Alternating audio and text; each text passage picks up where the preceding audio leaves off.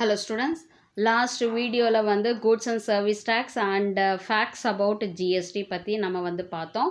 So இன்னைக்கு நம்ம வீடியோவில் பார்த்தீங்கன்னா key features of GST. So ஜிஎஸ்டினுடைய சிறப்பு அம்சங்கள் என்னென்ன அப்படின்றது தான் நம்ம வந்து பார்க்க போகிறோம். So the territorial spread of GST is the whole country. So ஒரு கண்ட்ரிக்கு வந்து பார்த்தீங்கன்னா ஒரே வரியை கொண்டு வந்திருக்கின்ற ஒரு அமைப்பு தான் வந்து பார்த்திங்கன்னா ஜிஎஸ்டி அப்படின்றது தான். ஓகேவா, ஒன் நேஷன் ஒன் டேக்ஸ். ஓகேவா, அப்படி கொண்டு வரப்பட்டது தான் வந்து பார்த்திங்கன்னா ஜிஎஸ்டி அப்படின்றது. GST is applicable on the supply of goods and services as against the present concept of tax on manufacture or sale of goods or on the provisions of services. So GST அப்படின்றது வந்து எதுக்கு applicable அப்படின்னா supply of குட்ஸை வந்து sale பண்ணுறதுக்கு. So அந்த மாதிரியான விஷயங்களுக்காக வந்து கொண்டு வரப்பட்டது தான் வந்து பார்த்திங்கன்னா ஜிஎஸ்டி. அதாவது குட்ஸ் ரிலேட்டடாக பர்ச்சேசஸோ சேல்ஸோ இல்லை ட்ரான்ஸ்ஃபரோ இல்லை லீஸிங்கோ அந்த மாதிரி விஷயங்களுக்காக கொண்டு வரப்பட்டது தான் வந்து இது வந்து ஜிஎஸ்டி. அது எதற்கு அகெயின்ஸ்டான எந்த டேக்ஸுக்கு அகெயின்ஸ்டாக கொண்டு வரப்பட்டது அப்படின்னா இப்போ ஒரு ப்ராடக்டை மேனுஃபேக்சர் பண்ணால் அதற்கு ஆகக்கூடிய டேக்ஸாக இருந்தாலும் சரி, ஒரு ப்ராடக்டை நான் சேல் பண்ணுறேன்னா அதுக்கு ஒரு டேக்ஸு, அதே போல் பார்த்திங்கன்னா ஒரு சர்வீஸ் நான் ப்ரொவைட் பண்ணுறேன்னா அதுக்கு ஒரு டேக்ஸு. இந்த டேக்ஸு எல்லாத்தையுமே கம்பைன் பண்ணி ஒன்றா கொண்டு வந்தது தான் ஜிஎஸ்டி. ஓகேவா, it is based on the principle of destination based consumption tax against the present principle of origin based taxation. So இந்த ஜிஎஸ்டி அப்படின்றது வந்து பார்த்திங்கன்னா என்ன பிரின்சிபலை வந்து ஃபாலோ பண்ணுது அப்படின்னா டெஸ்டினேஷன் பேஸ்டு கன்சப்ஷன் டேக்ஸ். அந்த ப்ராடக்டை ஃபைனலாக யார் வந்து அந்த ப்ராடக்டை யூஸ் பண்ணுறாங்களோ, எங்கே வந்து அந்த பிஸ்னஸ் செயின் அப்படின்றது வந்து கட் ஆகுதோ, ஸோ அவங்க தான் வந்து பார்த்திங்கன்னா என்ன பண்ணுறாங்க, அந்த ஜிஎஸ்டியை வந்து பே பண்ணுறாங்க. அப்போது அது வந்து அந்த ப்ராடக்டை கன்சியூம் பண்ணுற இடத்துல தான் வந்து பார்த்திங்கன்னா அந்த செயின் வந்து கம்ப்ளீட் ஆகுது. ஸோ அதனால தான் அவங்க தான் வந்து ஜிஎஸ்டியை பே பண்ணுறாங்க. அப்போது டெஸ்டினேஷன் அது முடிகிற இடத்துல தான் இருக்கிறவங்க தான் ஜிஎஸ்டி பே பண்ணுறதுனால இது வந்து டெஸ்டினேஷன் பேஸ்டு கன்சம்ஷன் டேக்ஸ் அப்படின்னு சொல்லிட்டு சொல்கிறோம். இது வந்து வேறு பிரின்சிபல் ஆரிஜின் பேஸ்டு டாக்ஸேஷன் அப்படின்னா அந்த ப்ராடக்டை ப்ரொடியூஸ் பண்ணுறாங்க பாருங்கள், அந்த ப்ராடக்டை ப்ரொடியூஸ் பண்ண அந்த டாக்ஸேஷனை எல்லாம் தவிர்த்து அந்த பொருளை கன்சியூம் பண்ணக்கூடிய இடத்துக்கு போகும்போது பே பண்ணுறது தான் ஜிஎஸ்டி அப்படின்றது. ப்ராடக்டை ப்ரொடியூஸ் பண்ணும்போது வரக்கூடிய டேக்ஸ் கிடையாது. இது வந்து ப்ராடக்டை கன்சியூம் பண்ணது உபயோகிக்கும் பொழுது பே பண்ணப்படுகின்ற டேக்ஸ் தான் ஜிஎஸ்டி அப்படின்னு சொல்கிறோம். Import of goods and services is treated as interstate supplies and would be subject to IGST in addition to the applicable customs duties. So imports of goods and services, இந்த இடத்துல வந்து imports of goods and services அப்படின்னா இப்போ நான் வந்து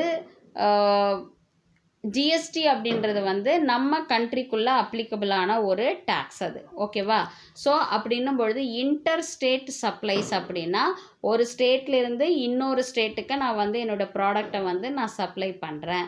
so அப்படி நான் supply அதுதான் வந்து நான் என்ன பண்ணுறது, இம்போர்ட் பண்ணுறேன் அப்படின்னு சொல்கிறேன். ஸோ அது இன்னொரு கண்ட்ரிக்கு தான் இம்போர்ட் பண்ணுறதுன்னு கிடையாது. ஜிஎஸ்டியை பொறுத்த வரைக்கும் ஐஜிஎஸ்டி அப்படின்னா integrated goods and service tax அப்படின்றது ப்ரீவியஸ் வீடியோலேயே நான் சொல்லியிருக்கேன்.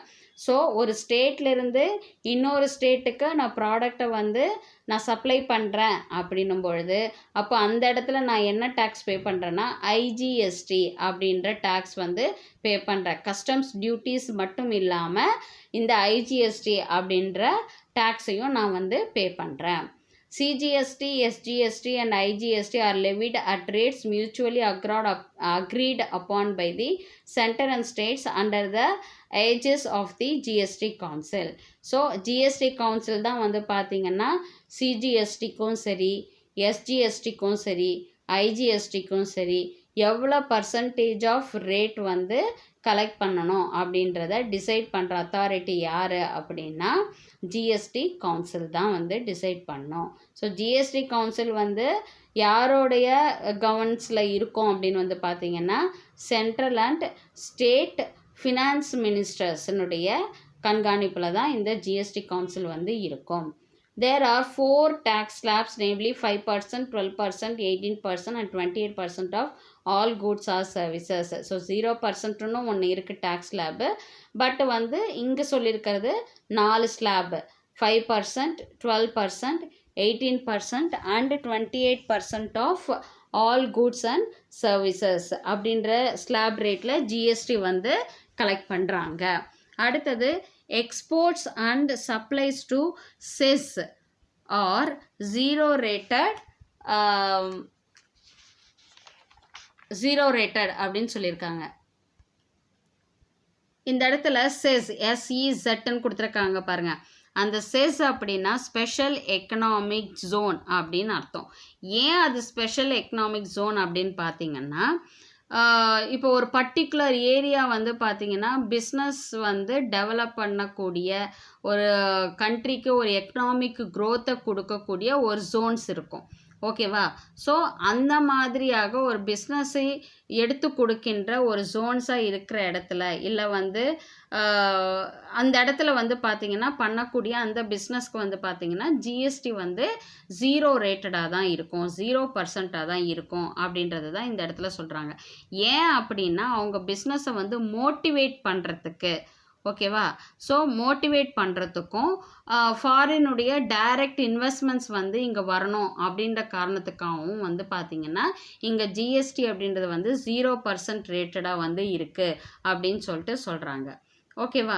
There are various modes of payment of tax available to the taxpayer, including internet banking, debit card, credit card, national electronic fund transfer, real time gross settlement.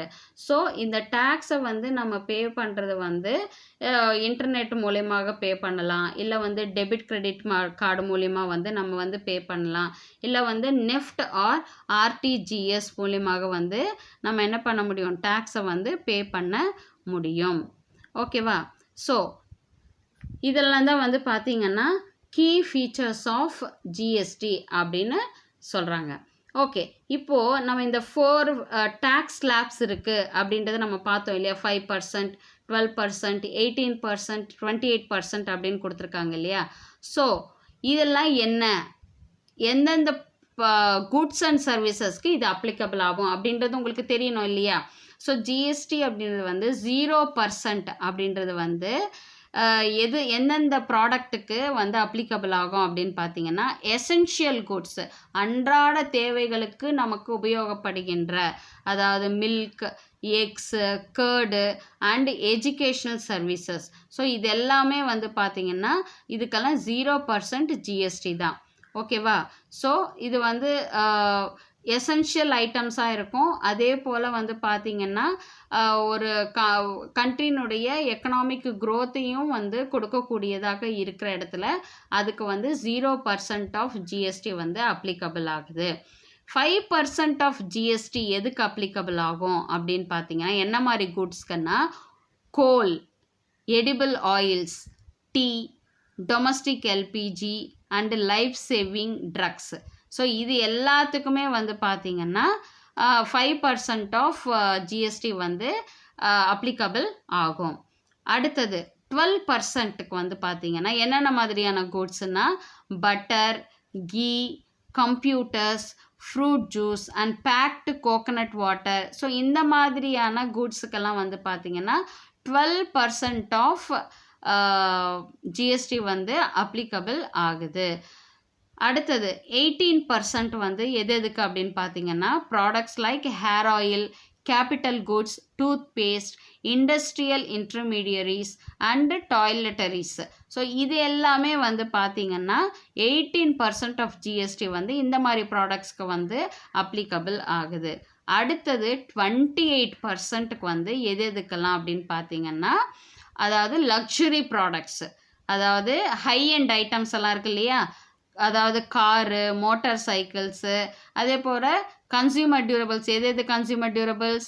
AC, fridge, washing machine. So இந்த மாதிரி ஐட்டம்ஸ்க்கு, அதே போல் பார்த்திங்கன்னா cigarettes, tobacco, இதுக்கு எல்லாத்துக்குமே வந்து பார்த்திங்கன்னா high rated of GST வந்து applicable ஆகுது. இந்த ஹை ரேட்டு அதாவது இந்த டொபாக்கோ இதுக்கெல்லாம் வந்து பார்த்திங்கன்னா அதர் தேன் ஜிஎஸ்டி எக்ஸ்ட்ராவாகவும் சம் டேக்ஸஸ் வந்து அதுக்கு வந்து போடுறாங்க.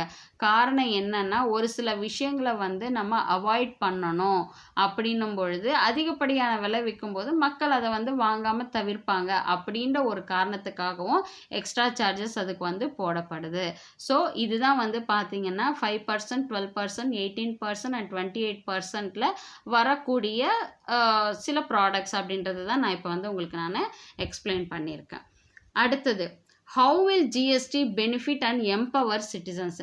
ஜிஎஸ்டி வந்து எந்த விதத்தில் ஒரு நாட்டினுடைய சிட்டிசன்ஸ்க்கு வந்து ஒரு ஹெல்ப்ஃபுல்லாக இருக்குது, பெனிஃபிட்டாக இருக்குது அப்படின்னா reduction in overall tax burden, அதாவது அதிகப்படியான டேக்ஸ் பே பண்ணப்படுறதுலேருந்து மக்கள் வந்து காப்பாற்றப்படுறாங்க. நோ ஹிடன் டேக்ஸஸ், எந்த விதமான இன்டைரக்ட் டேக்ஸஸ் எதையுமே நம்ம பே பண்ண போகிறது கிடையாது. ஒரே tax GST. Development of a harmonised national market for goods and services.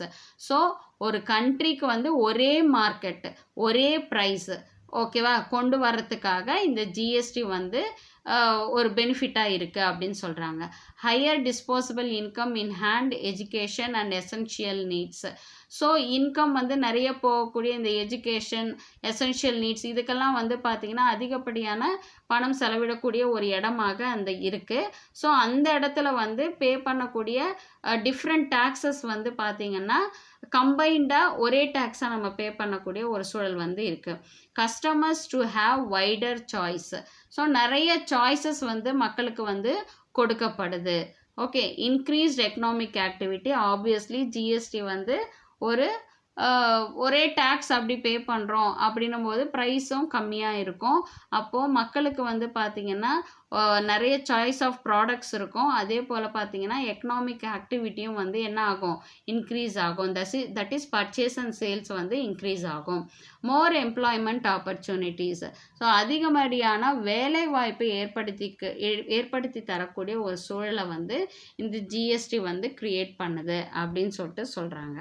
So அடுத்தது வந்து பார்த்திங்கன்னா GST council constitution. So GST அப்படின்றத வந்து வழி நடத்துறது யார் அப்படின்னு பார்த்தீங்கன்னா கவர்ன்டு பை ஜிஎஸ்டி கவுன்சில். இந்த ஜிஎஸ்டி கவுன்சிலில் வந்து வழி நடத்துறது, அந்த அமைப்பை வந்து இது பண்ணுறது யார் அப்படின்னு பார்த்தீங்கன்னா ministers of finance, ministers of central and state government, இவங்க தான் வந்து இதை வழி நடத்துகிறாங்க. அதில் இருக்கக்கூடிய சட்டத்திட்டங்கள் என்ன, யாரெல்லாம் வந்து அதில் வந்து இன்க்ளூட் இருப்பாங்க, எந்தெந்த பர்சன்ஸ் எல்லாம் வந்து அந்த கவுன்சிலில் வந்து இருப்பாங்க அப்படின்றத பார்க்கலாம். ஃபஸ்ட்டு வந்து சேர்பர்சன், மெயினான பர்சன் யாருன்னா ஃபினான்ஸ் மினிஸ்டர், ஓகேவா. அடுத்தது vice chairperson is to be chosen amongst the ministries of state government. So state கவர்மெண்ட்டில் இருக்கக்கூடிய மினிஸ்டருங்களில் ஒருத்தர் வந்து வைஸ் சேர்பர்சனாக வந்து தேர்ந்தெடுக்கப்படுவாங்க. அடுத்தது members, MOS Finance and all Ministers of Finance Taxation of each state. So அந்த ஜிஎஸ்டி கவுன்சிலில் மெம்பர்ஸாக இருக்கிறவங்க யார் அப்படின்னு பார்த்தீங்கன்னா ஃபினான்ஸ் ரிலேட்டடான, டேக்ஸ் ரிலேட்டடான எல்லா ஸ்டேட்டினுடைய மினிஸ்டர்ஸும் வந்து இந்த ஜிஎஸ்டி கவுன்சிலில் மெம்பராக இருப்பாங்க. Quorum is 50% of total members. அதாவது இப்போது ஜிஎஸ்டி கவுன்சிலில் வந்து இப்போ ஏதாவது ஒரு மீட்டிங் போடுறாங்க, சில முடிவுகள் எடுக்கணும் அப்படின்ற பட்சத்தில் டோட்டல் மெம்பர்ஸில் வந்து ஒரு 50% ஆஃப் மெம்பர்ஸ் வந்து அந்த மீட்டிங்கில் வந்து கலந்துக்கிட்டால் தான் அதற்கான டிசிஷன்ஸை வந்து அவங்களால எடுக்க முடியும். 50%க்கு கம்மியாக இருக்காங்கன்னா அந்த டிசிஷனை வந்து அவங்களால கொண்டு வர முடியாது, முடிவுகளை வந்து அவங்களால ஈஸியாக எடுக்க முடியாது. ஸோ அட்லீஸ்ட் 50% ஆஃப் மெம்பர்ஸ் வந்து அந்த மீட்டிங்கில் கலந்துக்கிட்டால் மட்டும்தான் சில முடிவுகளை வந்து அவங்களால முடிவு பண்ண முடியும். அதே போல் states have 2/3 weightage and centre has 1/3 weightage. அதாவது இந்த ஜிஎஸ்டி கவுன்சிலில் வந்து வெயிட்டேஜ் யாருக்கு அதிகமாக கொடுக்கப்படுது, அதாவது அதிகப்படியான மெம்பர்ஸ் வந்து யார் இருப்பாங்க அப்படின்ற மாதிரியும் எடுத்துக்கலாம். பார்த்திங்கன்னா 3/2 வந்து ஸ்டேட் மெம்பர்ஸாக இருப்பாங்க, மூணில் ஒரே ஒரு பங்கு சென்ட்ரல் பர்சனாக வந்து இருப்பாங்க. ஓகேவா? ஜிஎஸ்டி கவுன்சிலில் decision is taken by 75% majority. அதாவது 75% ஆஃப் மெம்பர்ஸ் வந்து அக்செப்ட் இப்போ 50% வந்து இருக்கிறாங்க அப்படின்னா அட்லீஸ்ட் ஒரு ஒரு 40 பேராவது அது சாரி இப்போ ஒரு 50 மெம்பர்ஸ் இருக்காங்க அப்படின்னா அட்லீஸ்ட் வந்து 40 பேராவது வந்து அந்த 35 பேராவது அந்த டிசிஷனுக்கு ஒத்து வர்றவங்களா இருக்கணும். ஓகேவா? அப்போ தான் அந்த டிசிஷன் வந்து இம்ப்ளிமெண்ட் ஆகும். அது ஒரு பாலிசிஸாக இருக்கலாம், இல்லை வந்து ஜிஎஸ்டினுடைய ரேட்டாக இருக்கலாம், ஃபிக்ஸ் பண்ணுறதா இருக்கலாம். ஸோ மெஜாரிட்டி 75% அந்த டிசிஷனுக்கு ஓகே மெம்பர்ஸ்ன்னு சொன்னாங்கன்னா மட்டும்தான் அந்த பாலிசிஸோ ரேட்ஸோ வந்து இம்ப்ளிமெண்ட் ஆகும். The council shall make recommendations on everything related to GSTs including rules and rates etc. So council தான் அந்த ஜிஎஸ்டி கவுன்சிலில் தான் வந்து பார்த்தீங்கன்னா ஜிஎஸ்டி ரிலேட்டடான எந்த ரூல்ஸ் அண்ட் ரெகுலேஷன்ஸாக இருந்தாலும் சரி, பாலிசிஸாக இருந்தாலும் சரி, ரேட்ஸாக இருந்தாலும் சரி, எல்லாமே அந்த கவுன்சிலில் தான் அவங்க வந்து டிசைட் பண்ணுவாங்க. இதுதான் வந்து ஜிஎஸ்டி கவுன்சில் அண்ட் அதனுடைய சட்டத்திட்டங்கள். ஓகேவா? ஸோ ஜிஎஸ்டி அப்படின்றது வந்து CGST is payable on intra-state supply of goods or service or both. So CGST and SGST சேர்ந்தது தான் ஜிஎஸ்டின்றதை பார்த்தோம். இன்ட்ராஸ்டேட்னா ஸ்டேட்டுக்கு உள்ளேயே நடக்கக்கூடிய supply of goods and services. So அதுக்கு நம்ம என்ன பண்ணுறோம், ஜிஎஸ்டி பே பண்ணுறோம். ஸோ அந்த ஜிஎஸ்டியை யார் யார் இருந்து பங்கு எடுத்துப்பாங்க அப்படின்னா ஸ்டேட் கவர்மெண்ட்டும் சென்ட்ரல் கவர்மெண்ட்டும் வந்து அந்த வரியை வந்து பிரிச்சுக்குவாங்க. அடுத்தது IGST is payable on interstate supply of goods and services. IGST அப்படின்னு வந்து integrated goods and service tax.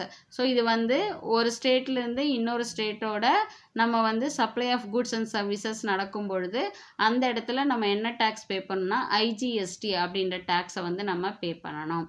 அடுத்தது tax liability arises when the taxable person crosses exemption limit.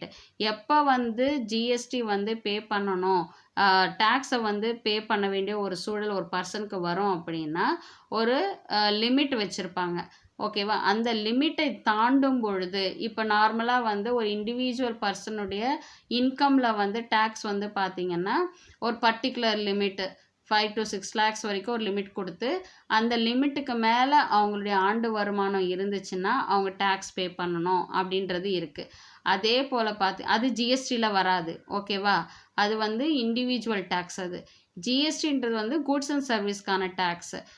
Suppose அந்த டேக்ஸ் அந்த பர்டிகுலர் அமௌண்ட்டை லிமிட்டை தாண்டி ஒரு சேல்ஸோ ஒரு பர்ச்சேஸோ நடக்குது அப்படின்னா அப்போ அந்த பர்சன் வந்து ஜிஎஸ்டியை வந்து பே பண்ணி தான் ஆகணும். ஓகேவா? ஸோ இதுதான் வந்து ஃபீச்சர்ஸ் ஆஃப் ஜிஎஸ்டி, அதே போல் types of GST and GST council and constitution பற்றி பார்த்தோம். அது மட்டும் இல்லாமல் எந்த விதத்தில் ஜிஎஸ்டி வந்து நாட்டு மக்களுக்கு வந்து பெனிஃபிட்டாக இருக்குது அப்படின்றதையும் நம்ம பார்த்தோம். இதில் ஏதாவது உங்களுக்கு டவுட்ஸ் இருந்துச்சுன்னா கமெண்ட் செக்ஷனில் கமெண்ட் பண்ணுங்கள். உங்கள் டவுட்ஸை நான் கிளாரிஃபை பண்ணுறேன். ஸோ நெக்ஸ்ட் வீடியோவில் நம்ம பார்க்கலாம். தேங்க்யூ.